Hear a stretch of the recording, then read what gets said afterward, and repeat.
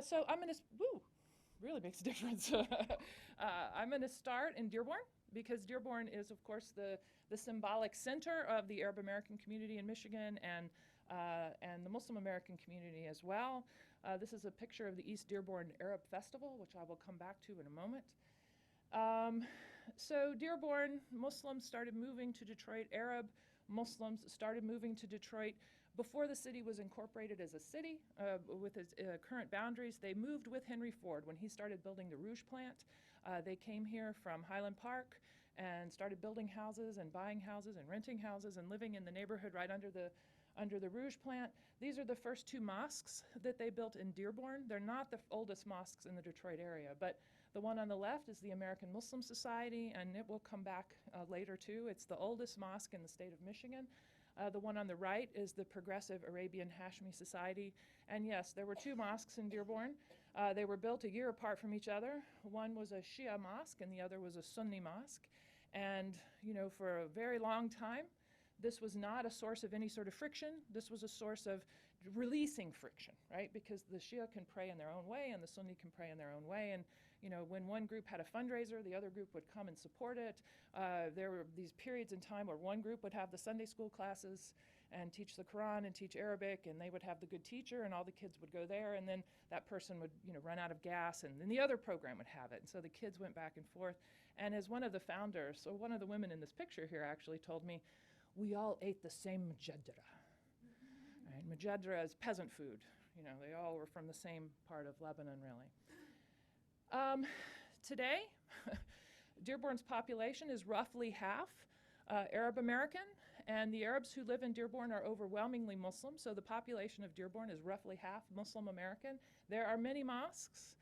A variety of different kinds of mosques, Lebanese Shia mosques, Lebanese Sunni mosques, Yemeni. The mosque at the top here on the left is that same American Muslim Society, the oldest mosque in the state. It's now a Yemeni American mosque, and it's really one of the biggest and most vibrant mosques in the country.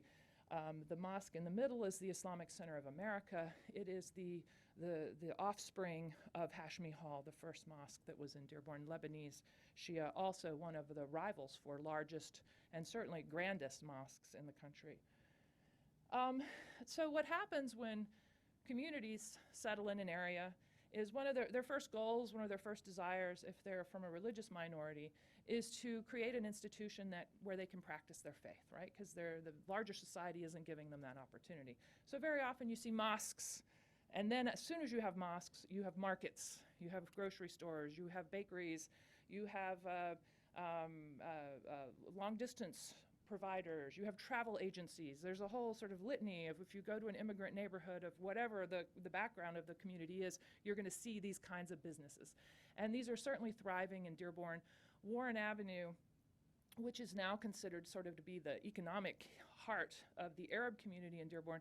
When I first came to Michigan in 1987, Warren Avenue was still clearly a strip that was in rough times, hard recession. Most of the storefronts were closed. A lot of buildings there had been demolished. It was really on hard times. The Polish and Italian and Romanian and Maltese immigrants who had a thriving business district there in the 40s and the 50s, in the 60s, had started leaving Dearborn. And by the 70s, when the auto industry collapsed, one of many times where it's done that, that business district also really collapsed. And the fact that it had collapsed really gave Arab immigrants who were coming at that time fleeing the Civil War, it gave them a place to invest in, right? It created an opening for them. Now, if you go to Dearborn, you'll see fancy, establishments like Shatila Bakery up at the top, really an internationally recognized, wonderful bakery. I'm sure a lot of you have been there, right? Have you been to Shatila? Most of you. And also in Dearborn, the community is so established, right? So much a part of the fabric of the city that Walmart now has an Arab grocery section. Walmart sells halal meat, and Walmart's staff, as you see from her name tag, want to make sure that they're reaching out to their Arab clientele. Now Dearborn, as I said, is roughly half Arab, but within that Arab community, there are differences. And one of the big differences that is visible today, there are several, but the Yemeni community in Dearborn, which has been growing really since the 1950s, but the Yemeni community sees itself a little differently from the Lebanese establishment of the city and is seen differently by that Lebanese establishment. And so the Yemeni community really has been eager to create spaces for themselves that are separate from the rest of Dearborn. You know, like their own kinds of spaces, their own marketplaces, their own restaurants, their own grocery stores, the whole thing, you know, for their community. And this is just one example of this. The mosque there, the American Muslim Society, has decided that they're tired of having annual fundraisers to keep their doors open. That's what mosques have to do, right? It's just exhausting that they're always out there raising money. So what they did, they came up with a very traditional traditional approach to supporting a mosque. They've created an endowment, which they call a waqf, which is an old Islamic term, where the endowment actually supports the mosque, right? So it's not individuals. The mosque doesn't have to do all this fundraising. But what their endowment is doing, it's really creative. They're investing again in the city. So the building on the right is their health clinic that they just built with endowment funds. So the health clinic is paid off. The donors built the clinic. Now they're renting it out to doctors from their own community, right? So giving their own doctors a chance, bringing doctors down to a low-end neighborhood that was being underserved medically. So they're really investing in this space that they've created for themselves in the South End neighborhood. They've also bought a lot of houses when the recent recession that we went through, the recent housing crisis came about. They started buying up foreclosed properties in their neighborhood, helping families keep from foreclosing on their homes, like working out a deal with the family so they could stay in the home, buying homes. And now we have a refugee crisis from Yemen because of the war there, putting refugees in these houses, right? They bought the houses and renovated the houses, and they're maintaining the housing as a fundraising project for their mosque. But at the same time, they find that they have this mission, right, to protect their community, serve their community. It's a very distinctive pattern. Now Dearborn, finally, after a long, long time, in 2014, elected a Muslim majority to their, not a Muslim majority, an Arab majority to their city council. They're actually a Christian majority. And I just want you to look at that city council picture and tell me if you can identify, there's an Arab majority here. Can you pick out the Arabs from the non-Arabs?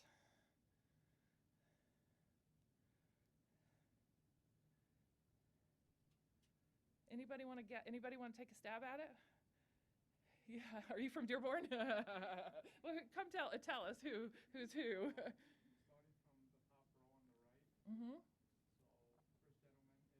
first gentleman is, and right by him. Yeah, so Mr. Bazzi is on the, I don't, Yeah, that's the mayor. wait, oops. There's the third gentleman from the right on the top, so not the mayor. So that's the mayor, that's Mr. Bazzi. Yeah, he's from Arab descent, and then the gentleman right by him is. Yeah, Mr. Abraham. Yeah. And then the third gentleman is, the last gentleman on the top row is. Is he? He looks familiar. He does. That's Shoshonian. He's Armenian. They really resemble each other. Okay.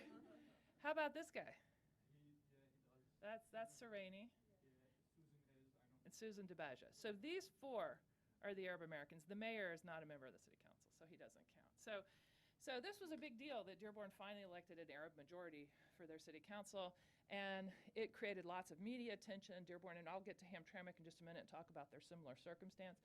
But I just want to point out that Dearborn has a lot of people who are watching it.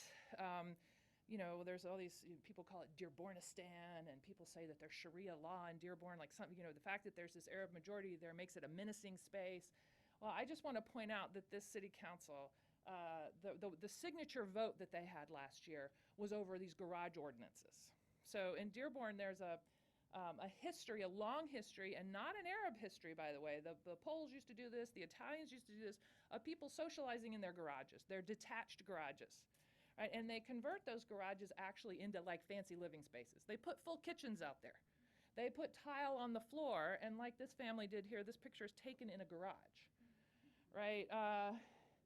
So they put sliding glass doors on them with tracks, which means that cars can no longer come in and out of the garages, right? So the city council voted to make this illegal, right? And a lot of people said that this was a prejudiced decision, that this was an anti-Arab decision they were making because so many Arabs use their garages in this way, right? Big families, small houses, you're going to use all the living space you can. So that's this city council's signature election vote that they've taken. And here are our friends, the Islamophobes, who like to come to Dearborn. This picture on the right, that's an actual pig's head. There are several groups that have come every year to that East Dearborn Arab Festival that I showed you the picture of earlier to protest. They wear, T-shirts that say things like, Muhammad is a pedophile, fuck Islam, all this stuff. They're trying to provoke the crowd. And, of course, they think that pigs are like kryptonite to Muslims. They don't really understand how it works. The East Dearborn Arab Festival can no longer be held. The city can no longer afford to insure the festival. So in this case, the Islamophobes won. There's no more Arab festival in Dearborn. Also on the left, we have Terry Jones, who's our famous Quran burner, who first was burning Qurans in Florida, but decided he didn't get enough attention for that, so he wanted to come and burn the Quran in Dearborn. He wound up shooting himself in the foot when he was getting out of the car at one point. His visits to town are quite entertaining, but here he is. This tension, this visibility that Dearborn has, it creates lots of opportunity for the city. It makes the city, gives the city outsized importance, but it also is exhausting for the city that the city has to deal with this all the time. I mean, constantly, every year, every holiday, every festival. So here we get to Hamtramck. Hamtramck is a small municipality located in the center of Detroit. It's right next to Highland Park. It touches Highland Park 2 square miles. Hamtramck, as you can see here, is home of Kowalski Meats. Historically, Hamtramck was considered to be sort of the center of Detroit's Polonia, of Detroit's Polish diaspora. And it was overwhelmingly, do I have the statistics here? At one point, it was 90% Polish. The city has never had a mayor who is not of Polish descent, including their current mayor, Karen Majewski. It was famous for its punchkis. Punchki Day in Detroit is Fat Tuesday. People still line up, hundreds and hundreds, thousands of people line up starting at like 4 in the morning to get their punchkis on Punchki Day in Hamtramck. The city at its peak had 321, not necessarily bars, but places with liquor licenses. Okay. Today it has 72 establishments with liquor licenses and only 22 bars. So there's a real difference with what's happened here. At its peak, it had 3 Roman Catholic parishes, very large institutions that take up full city blocks with parochial schools and housing for the staff and so on and so forth. And of course, when you're in Hamtramck, this very small space, you hear the church bells ringing all day long. And now the city has an actual Muslim majority. So Muslims from Bangladesh, from Yemen, those are the 2 largest groups. Also a large Albanian Muslim community there. And African-American Muslims are also moving into the city of Hamtramck because they like this halal space that's being generated and created there. There are 9 mosques in the city itself in 2 square miles. That's, it's not just more bars per square capita that it used to have. It's more mosques per capita than any other city in the United States, I'm quite certain. 1 Islamic parochial school, 6 charter schools, and Hamtramck really started to draw national attention in 2004 when one of the local mosques petitioned the city to give them the right to broadcast their call to prayer. And again, the Islamophobes came from all over the country and tried to organize against this. But now, and when you're walking down the streets in Hamtramck, you hear the call to prayer, and you see men usually coming out of their houses, gathering in the middle of the street, holding hands with each other, embracing each other, walking down the street to the mosque. It's a very, for some people, calming effect, and for others, very, very threatening. So this idea about Muslim space, right? So what's happening in Hamtramck is you have a coexistence of these 2 very different lifestyles. So the non-Poles who live in the city today, I'll get to my statistics, are the majority of people other than Muslims who are choosing to live in Hamtramck are known locally in Hamtramck as hipsters. They're young, overwhelmingly white, overwhelmingly, suburban origins, young people who are attracted for the same reason that the Muslim immigrants are attracted there. The Poles started leaving when the Pole Town factory, when Dodge, Maine, basically was, destroyed, torn down, and a new factory was built by GM that employed, instead of 50,000 people, that employs like 800. So the jobs went away, the factory went away, the city actually demolished several hundred homes to make way for the new factory, which needed lots of, it was a horizontal factory instead of a vertical one like the old one. And the poles started moving away, which just created an economic vacuum in the city. To this day, if you go on the downtown area, the main street of the city, more than half of the storefronts are vacant. And it really has that, a place that's been left behind city. But on Punchki Day, right, the bars are open all night. This band that's performing in this particular bar, they're called the Polish Muslims. That's the name of the band. They're not Muslims. They just like the name. And I just love the fact that they have a Punchki run, a 10K Punchki run on Fat Tuesday in Hamtramck. And when you cross the finish line, you're given a beer. That's not water in her hand, that's beer. But there's another time space that also exists here in Hamtramck.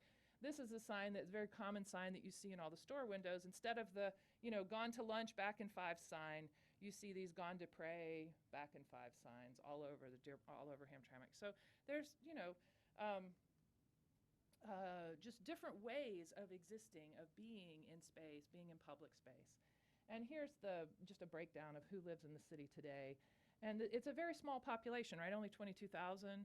But if you look at why the Muslim numbers feel so impressive in that area, the census tracts beside Hamtramck are also, they basically double the number of Muslims who live in the area. And the same is true for Dearborn. Dearborn Heights, Southwest Detroit, Warrendale, they also augment the number of people who, Dearborn has more of an Arab feel maybe than its numbers.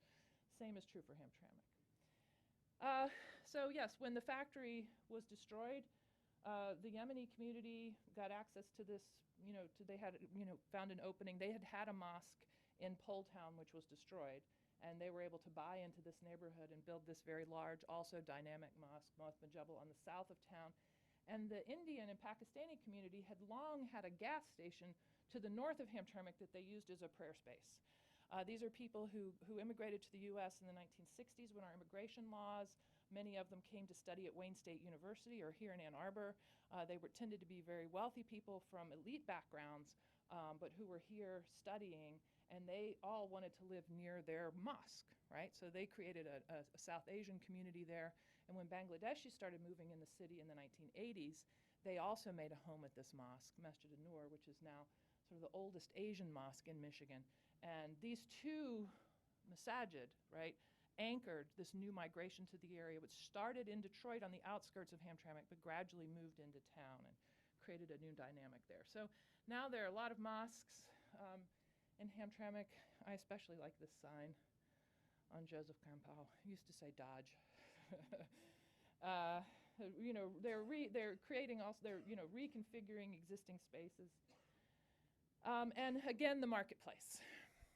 So there, these businesses are, both of them are Bangladeshi businesses, which have a very Bangladeshi feel. King Video was sort of famous for being cosmopolitan in all of the languages of the videos it had. This is a Lebanese Halal butcher who opened in Hamtramck. So there's just a lot happening here. But Hamtramck has a little bit more, there is more sort of reaction to new Muslim developments in the city than I think what you're seeing in Dearborn. So this is Masjid al-Islah, which is the same mosque that created the controversy years ago when they asked to do the call to prayer instead of just doing it, which was their legal right. But they have bought a big former furniture store. Wow, I just cannot find that button. On the corner, the main corner of the city in Joseph Campbell and Kniff, and they want to convert this building into a mosque that looks like this. And so this is sort of a new level of controversy that was created in the city, because the city wanted this building to keep its commercial look. The city didn't want something that looked like a mosque on that intersection, right? So the mayor or all the people in the government say, why do they have to do it here? They can have a mosque. We just don't want it here. When people come into the city, we want them to see the cool city Hamtramck that they're trying to promote for the hipsters, not the square city. And I think for them, it's not the uncool, not the Muslims, not the frightening, it's the square. That's how they see the Muslims in Hamtramck. But anyway, the mosque won, and they're working on their building kind of slowly. Here's another neighborhood in Hamtramck. I'm just trying to give you a sense of how these new immigrant populations make a space their own, right? So this is the very northern end of Joseph Compound. Again, it was just in rough shape. A lot of the businesses along there were either liquor stores or restaurants that had a liquor license or bars, okay? And starting around 2002, the Yemeni community that was growing in that area started buying these properties. And like in the case of Joseph Compound Beer and Wine, running them as liquor stores. You can make a lot more money if you have a grocery store that sells alcohol than you can if you have one that doesn't sell alcohol, right? So they bought these things and were very proud that they were making money, sort of imitating the Lebanese, what they'd seen the Lebanese do, how the Lebanese became successful economically. But the owner of the store died of a heart attack. He died of a heart attack while he was walking to the mosque, okay? And so the whole community came out and said to him, look, this is haram. Your father died while he was still selling alcohol. You, the son, it's in your hands. It's up to you if you want to convert your business into a halal business, right? So they put a lot of pressure on him, and eventually he sold the business to a cousin who turned it into a halal market, al-amal, right? And this, this story just sort of goes up and down. The Happy Days bar used to be where Yemeni men would meet their girlfriends, their non-Yemeni girlfriends, and have a drink with them and stuff like that. But once the community started moving here, right, the guys at ML Market could look across the street at the Happy Days bar and see their friends, the guys they might see at the mosque on Sunday, or the guy they might have a picnic with his wife and family on Saturday, right? They started putting pressure on these guys. So that bar closed, and now it's also a Sheba restaurant. So this is sort of this gradual takeover of this space and really creating these halal establishments there, and a space now where Yemeni kids play. The park has been fixed up, and it's just it's a space that does not have that sense of decrepitude anymore. It feels like a family space. In Hamtramck, also just last year, elected a Muslim majority city council. So this was also international news. Believe me, the London Times was there. All the international newspapers came. All the television cameras were there to cover this American city with a Muslim majority. What's going to happen, right? So here's Saad al-Masmari over here campaigning in one of the Yemeni grocery stores I was just talking about in Amal Market. But the signature vote of this Muslim majority city council, the thing that they've done that's generated the most controversy was there was a ballot proposal there to allow Hamtramck residents to keep livestock in their backyards, right? This is big. In Ann Arbor, we can have chickens in our backyards. The city council voted on that. Well, with all these young people, all the hipsters, and all the immigrants there, right? People really wanted livestock in their backyard: pigeons, goats, chickens. Well, the city council actually voted that they could have all small livestock except for chickens, because there are several of these halal chicken establishments in Hamtramck, and the owners of the halal chicken establishments pressured the city council to make sure that other people couldn't have chickens because they had the monopoly on live chickens in Hamtramck. Okay, so I'm just trying to say, this is what happens. It's just old style political cronyism, So those are sort of two areas where there's growth and development and that are very visible, but there are other efforts to create halal space in the city of Detroit. So I'm going to talk about some of these. So one of these, this is a mosque that's just to the north of Hamtramck, Masjid al-Falah.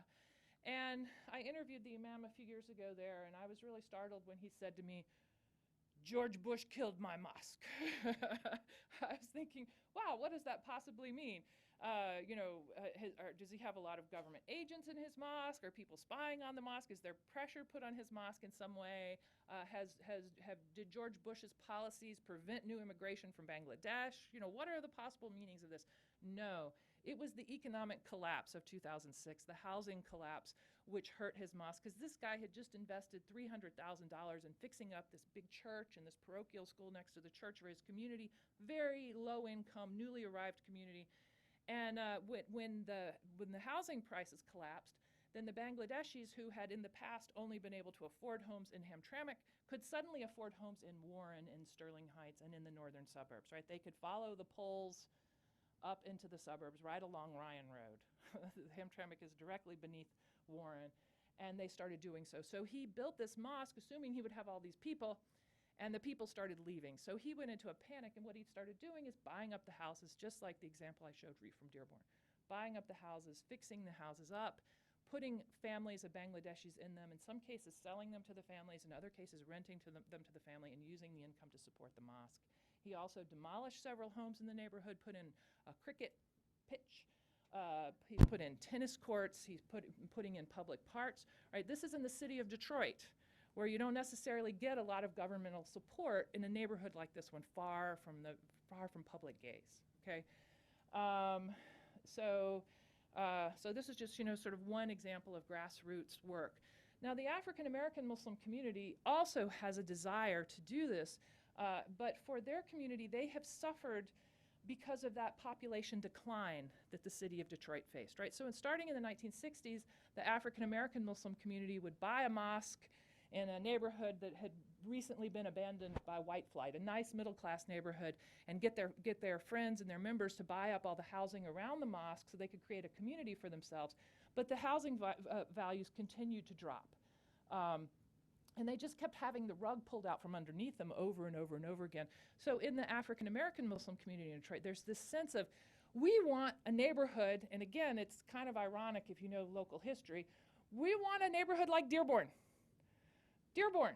We want that Dearborn model. We want to have what the immigrant communities have in terms of creating a halal space around a mosque, a neighborhood for our community to live in. And the quote at the top is, this particular mosque was really harassed by the federal government, and the founder or the board member of the mosque told me, Muslims who live Islamically are bad for business. And by that, he meant they're bad for liquor stores.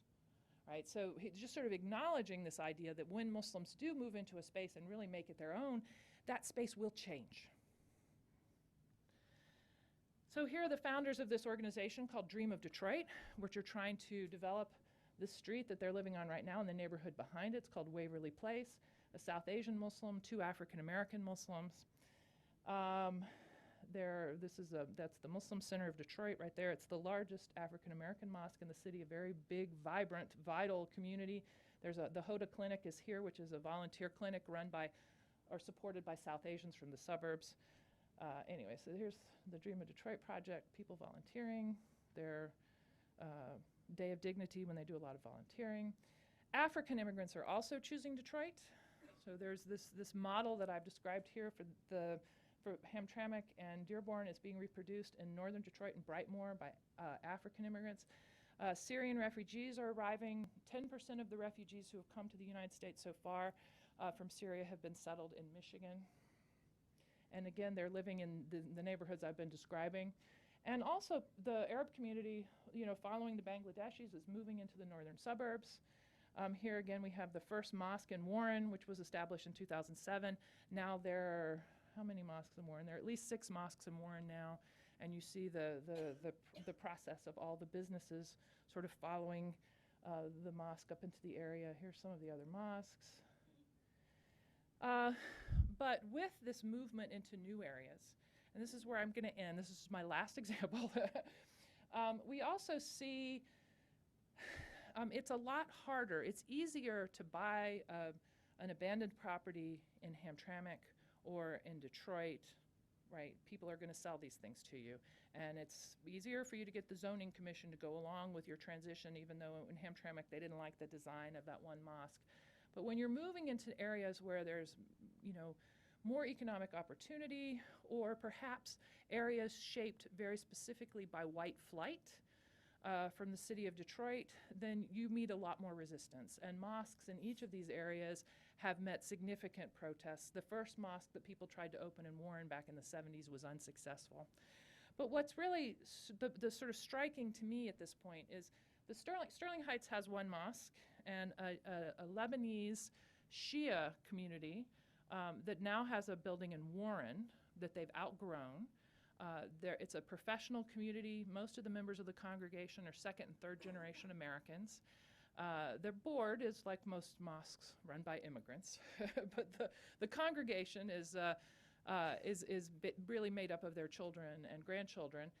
And they bought a piece of land in Sterling Heights. Sterling Heights is one of the northern suburbs. It's a very diverse city, but it's also a city that has a reputation for being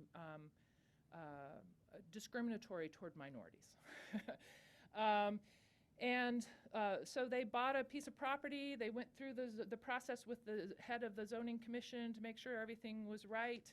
And their mosque received not just a protest, but a kind of visceral protest that you don't really see I've never seen before. And the people who were protesting the mosque were, there were, yes, some, white working class residents of the area, the people that you might in your head think of, the Trump supporter kind of people. They were there, yes.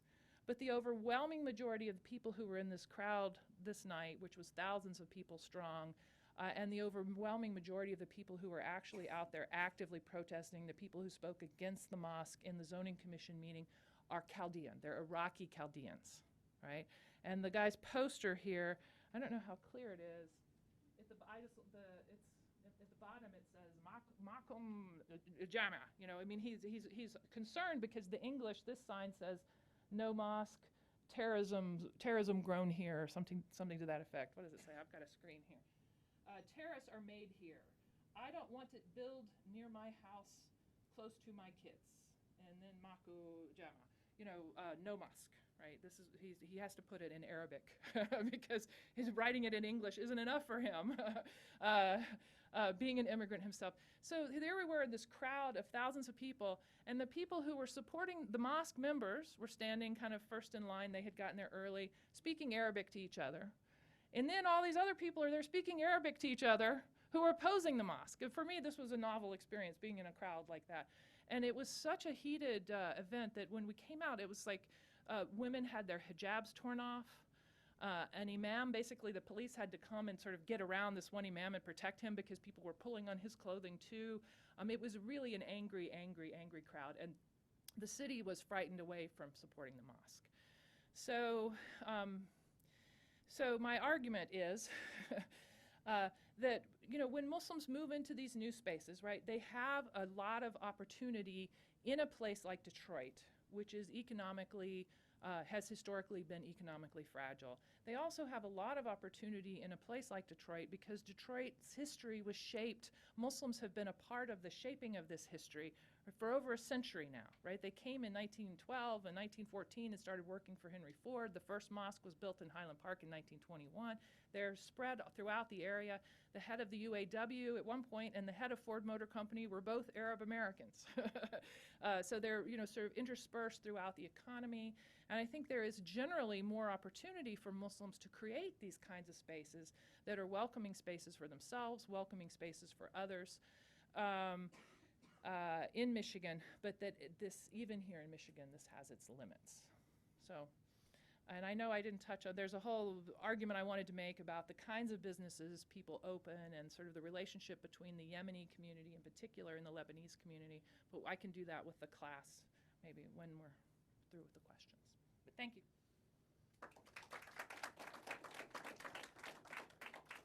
Any questions?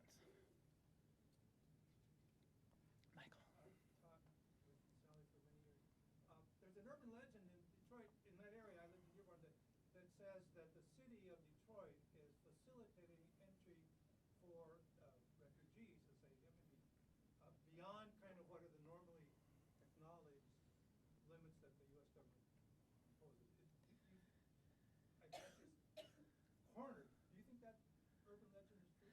Well, so cities do not dictate immigration policy, right? Cities have no role, states have no role. Governor, Snyder, I keep wanting to call him Engler for some reason lately, actually was the first American governor in the wake of the California attack to say he was not going to allow Syrian refugees, right? But they've been coming anyway because the governor can't do that, nor can the mayor. Now, the mayor does have an office of immigration. It has an immigration specialist, and she happens to be an Arab American. She's a graduate of this university. Fayrouz Assad is her name. And they are working to try and resettle refugees from Africa, from the Middle East. I mean, they do have a policy of trying to help people get established, but they don't, other than facilitating relations, like they are working, maybe the city of Detroit will try and help people if they want to buy a mosque. If a community, they're trying to redevelop their property as much as possible. So they are definitely working, but it's not the immigrants themselves that have those resources, it's the people who are already here. So they're working with the people who are already here to try and create opportunities for the newcomers. Does that answer your question? Yes. Okay. Yes.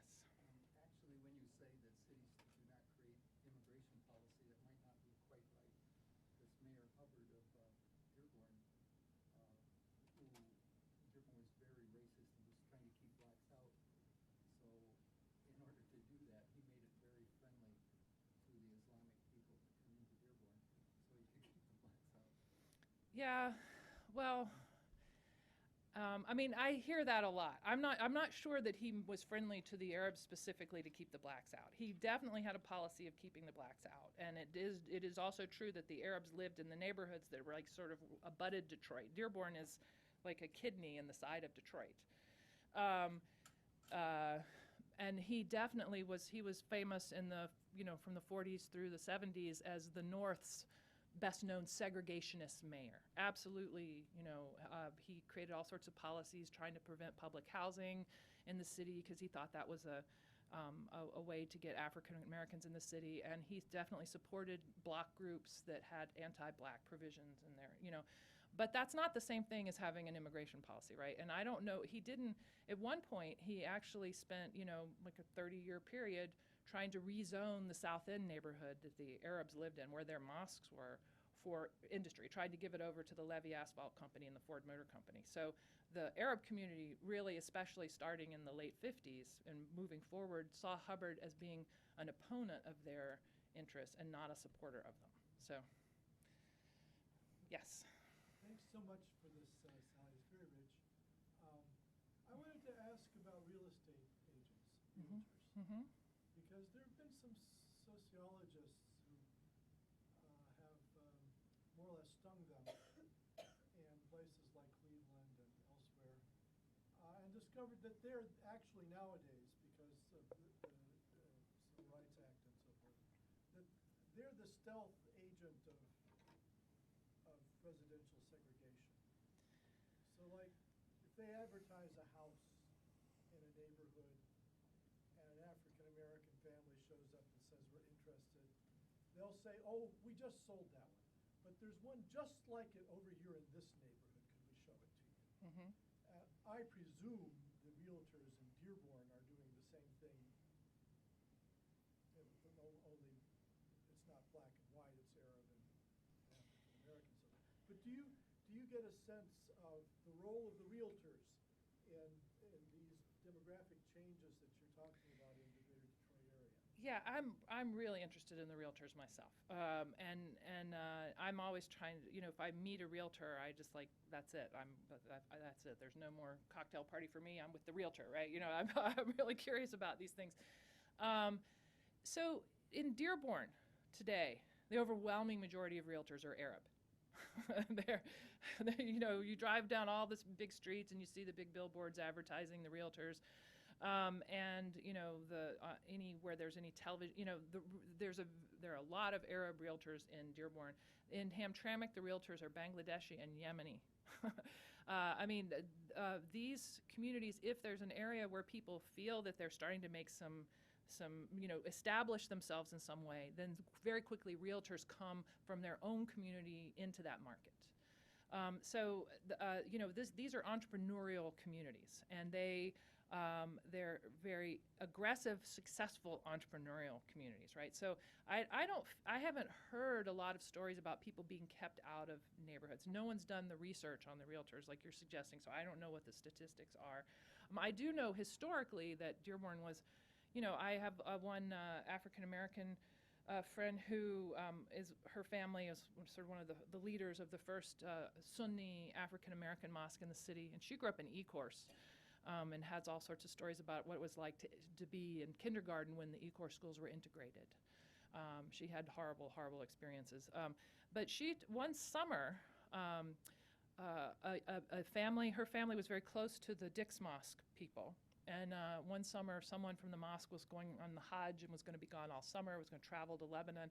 And so a Pakistani medical student here in Ann Arbor was going to stay in the house while they were gone. But before he got there, her father and her, some of their friends helped the guy move into the house, right? So it was a, group of African Americans moving this guy into a house who was himself also brown. And this was in the South End. This was in a neighborhood that at the time was probably a quarter Arab, and so one of the first things they did, because the family had been gone for a little while, is they went out and mowed the lawn. And while they were mowing the lawn, crowds came around the property and started saying things and hissing at them. And by the time night fell, basically, they were concerned because the crowd was so big and so loud that they actually called the police to come and protect them. And the police were not going to come. So it was the people from the mosque, they called the mosque and said, look, this is, and the argument wasn't, we have the right to be here. The argument was, no blacks are going to be living here. They were just helping the guy move. He's okay. He's this interstitial category Pakistani, not quite white, but not quite black. No need for you to be afraid. Right? So but that's from the probably early 60s, that anecdote. So, but yeah, so I can't answer your question other than that I think it's a good one. And I've been trying to deal with even just to get data out of the realty boards, because the housing crisis did not affect Dearborn as much as it did almost any of the other suburbs, because there was such demand for housing in Dearborn, because the Arab community really wants to live in Dearborn, a lot of people. So, but I haven't, been able to get the numbers that I can use to really land that argument. So, anyone else back here? Yeah, so if I get the gist of your argument is that Muslims move into new spaces, there's greater opportunity relative to other areas for these Muslims, but at the same time, they're still limited in what opportunities are available to them. And I was wondering what opportunities specifically these are beyond that. You gave the example of the mosque, and also what strategies do you have in mind to overcome this barrier? Well, so I think that the overcoming the barrier is really just one of education and activism. So if you look at the case of this particular mosque, and I had showed the picture previously of the Iona Mosque, which is in the same relative area that also met a lot of resistance from the city of Warren when it tried to open. Iona, so specifically for mosques, okay, which is different from everything else. There are kind of two strategies that communities use. One is, they just go straight for CARE, ADC, ACLU, Department of Justice. They go straight to the government or straight to the civil rights establishment, straight to the interfaith establishment. So when Iona opened, they had, at their city council meetings, you had 3 or 4 rabbis speaking. Most of the clergy in Warren came out and spoke in support of the mosque, because they were pressured into doing this by other clergy in the area who work with these interfaith networks. Religious leaders from the Muslim community spoke. It was just a real outpouring of support for this congregation. And the mosque was there saying, these are our rights, with lawyers on hand saying, if you deny us our rights, we will sue. And even the city council zoning commission meeting where they voted against the mosque on the first vote, the lawyer for the city was sitting there with the zoning commission on the stage, and she said, do you realize that legally we cannot do what you just did? This vote you took was illegal. It's against the Constitution. It's against this law, RIELPA. There's a law about religious freedom that very much protects the rights of religious minorities to move into new spaces. And she said, you just cost us $60,000 at minimum, which we don't have in the budget. Okay, and then the city council came in and they voted. The head of the zoning commission switched his vote. An Arab Christian, by the way, had been the one that had the final vote against the mosque, but he switched his vote and the mosque was made legal. So that's the rights route. Okay, the route that this congregation was trying to use, the Lebanese congregation, was it was more sort of a respectability, like, right, like we're a part of you. We're doctors, we're lawyers, we're professionals, we all have advanced degrees. You know, we earn this amount of money a year. And really what they were saying to the city of Sterling Heights is, we're superior to you. You don't have anything to fear from us. We are superior to you. Look, in all these, you know, sort of measurable statistics, here we are. And that, of course, doesn't go over very well. And really, in the face of the hostility they were seeing, they just kept saying, we're going to, you know, we're within our rights. We're just going to get our rights, right? We're going to come and speak, and they're going to see what nice guys we are, and they can't vote against us, right? And then they were really shocked. And it took them about almost a year before they actually hired. They didn't want to work with CARE for various internal reasons to the Muslim community. But they finally, it took them about 6 months to hire a civil rights attorney, and now they're going through the courts, and now eventually they're going to prevail because the zoning commission, they didn't have good arguments to use against the building. That's all there is to it. They gave in to public pressure, and there are all these private emails that were exchanged that illustrate that it was prejudice. But so for the commercial stuff, it's a little different, right? So what do communities want? They want good schools. How do you define good schools, right? In some cases, a good school is where all the kids have the best scores on the state test and everyone goes to the University of Michigan. That's the good school. In other places, the good school is one where they teach Arabic so that your kids won't lose their heritage in the school. In some places, it's places where you see teachers who look like you, you know, who dress the way you dress, whatever that might be. Although I do get a kick out of the parochial schools, some of the charter schools in Hamtramck. I was at one of the mosques for like a summer festival they were having at one of the schools, and all the teachers of the school were out there wearing shorts and tank tops, which was, you know, this is in a neighborhood where women wear burqas. So the women looked pretty exposed out there. So not necessarily the teachers that look like you, but in general, a school where you feel like your culture is respected. And the charter schools around Hamtramck, there are several of them now that have opened, right? And they're not necessarily performing better than the public schools, but the community is definitely supporting these schools.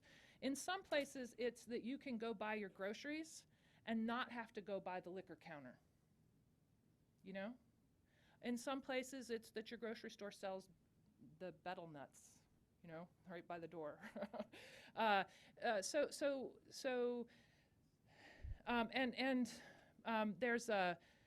There's sort of a movement between the newly arrived people who don't have a lot of capital, right? And so if you drive up and down Kniff Street or Conant in Hamtramck, you'll see like over a dozen Bangladeshi grocery stores that all have exactly the same food in them.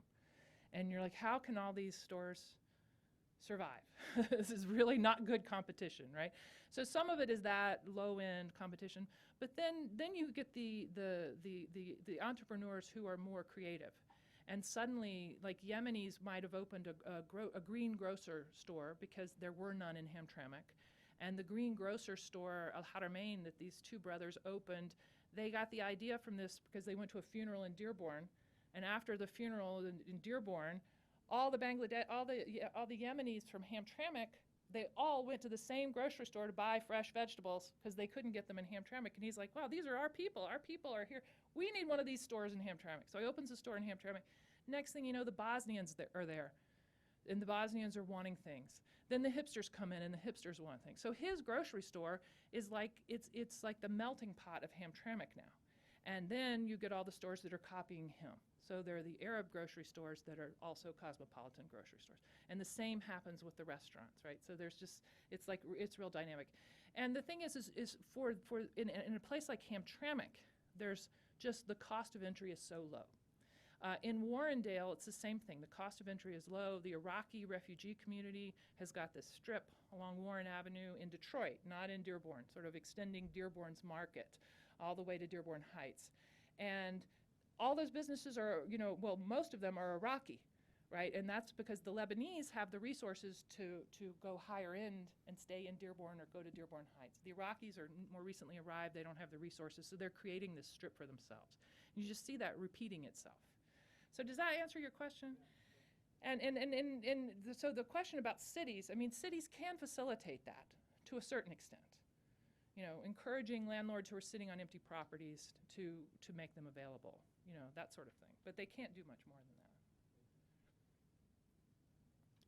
Anybody else? Yes. This might be outside the scope of your work, but I'm really interested in the Iraqi Chaldean Christian in the Sterling Heights. Did they essentially do the same thing when they carved out their territory there? So if you drive again up Bryan Road from Detroit, you'll go through a Ukrainian community that's very visibly marked.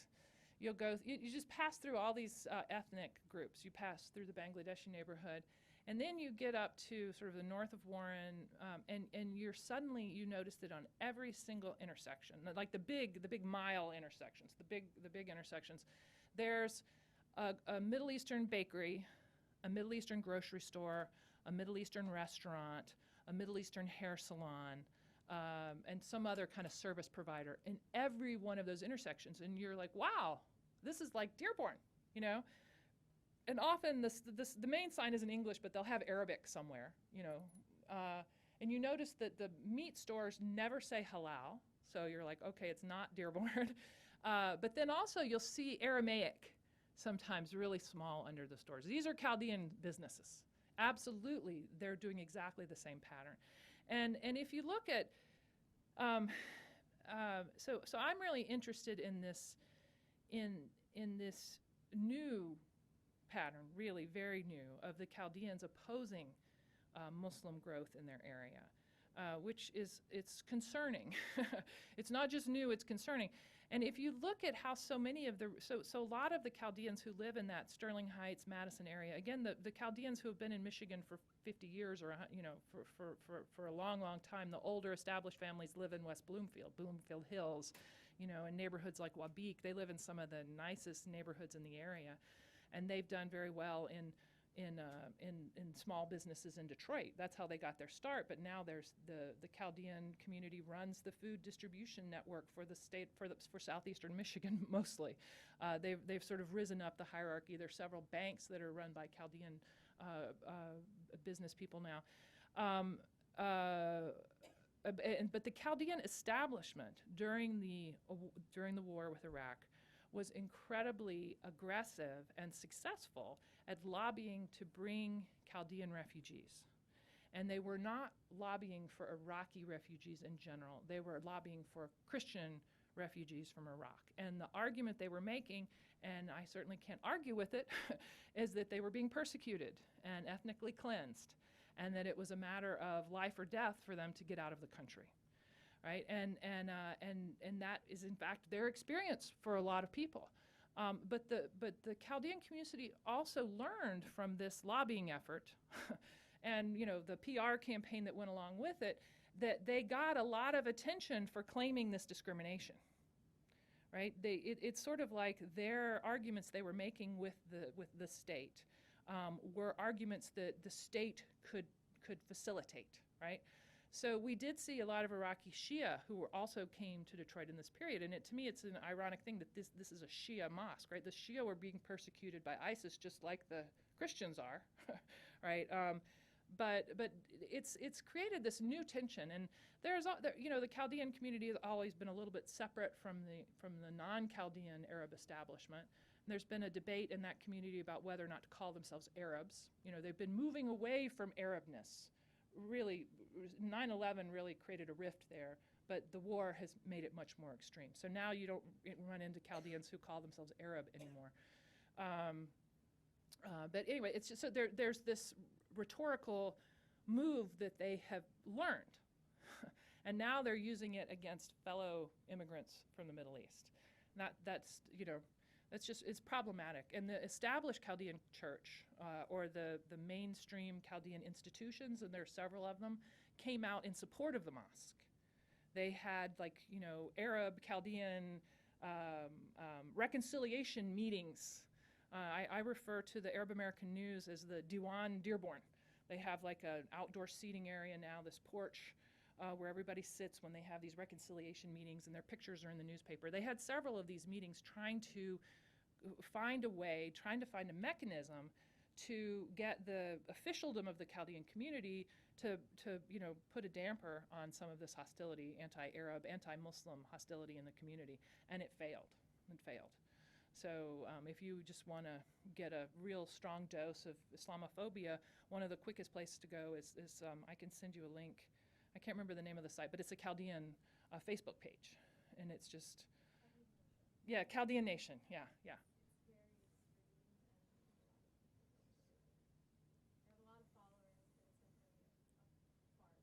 And it's not to stereotype the newly arrived people, but it does tend to be the more recent people and not the more established parts of the community.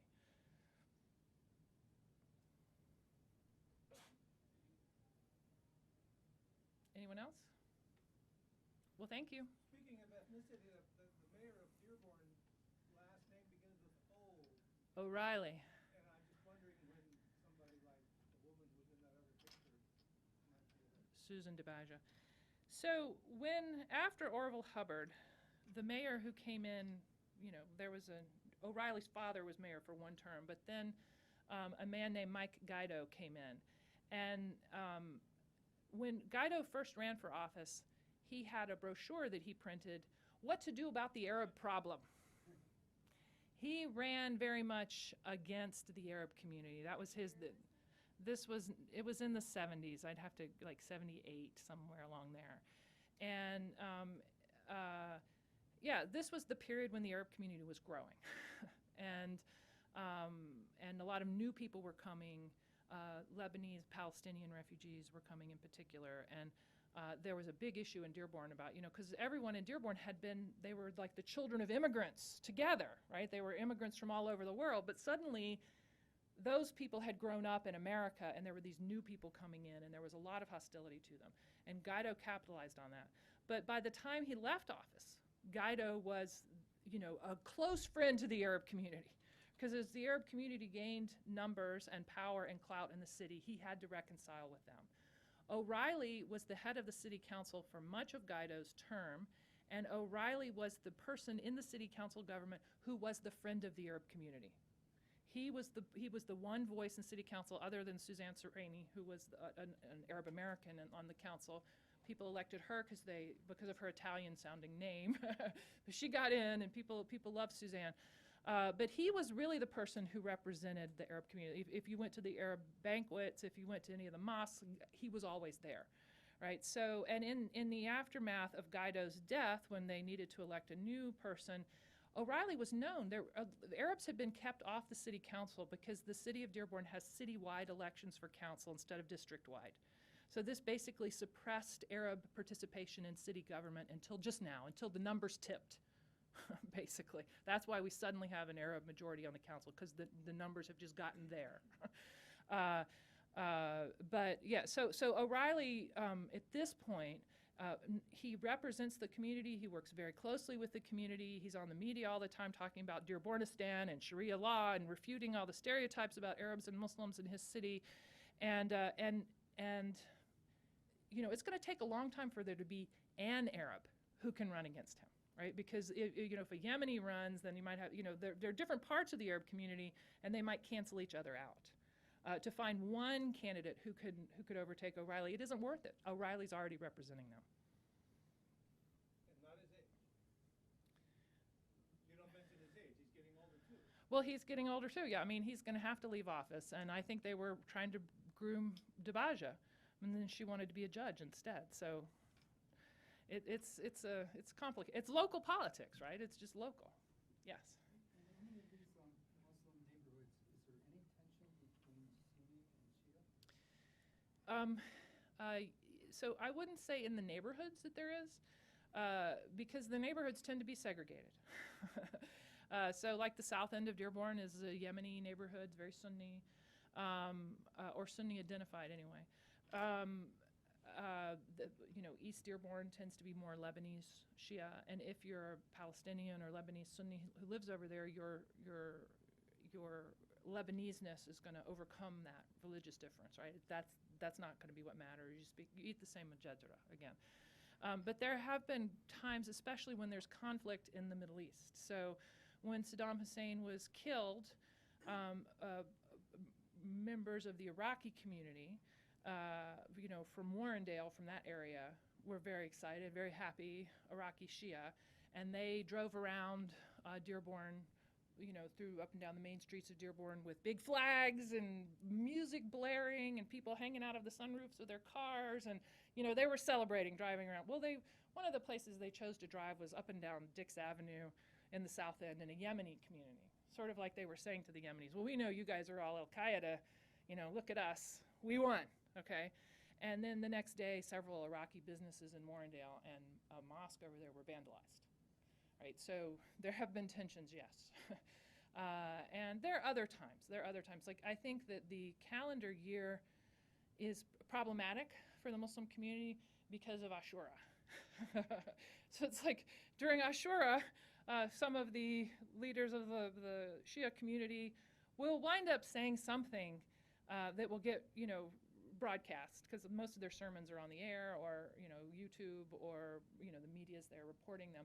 So they'll say something, like, in this mosque we're not going to marry our youth to Sunni anymore, right? And this is considered to be very divisive. If you can't marry them in the mosque, then you're saying they're not really Muslim.